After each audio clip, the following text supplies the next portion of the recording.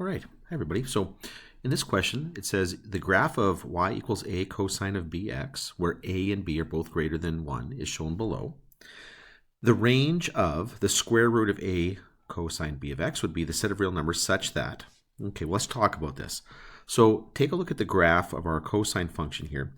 And notice that when we take the square root of it, what we're taking the square root of is the result after we multiply cosine by a, and it's the cosine of bx.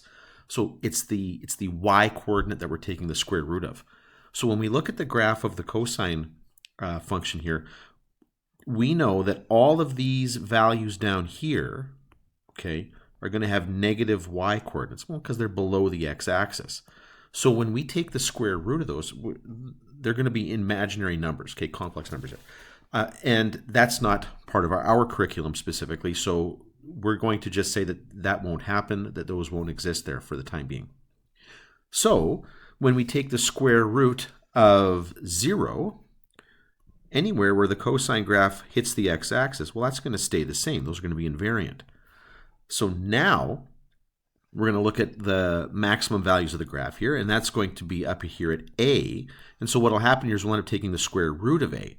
And so that'll be somewhere down here. And so the graph, so the graph is going to go up. Oh, that was terrible. Let me try that again. It's going to go up and down like that, up and down like that. And it's going to only go up to the square root of a. So the answer here is going to be C.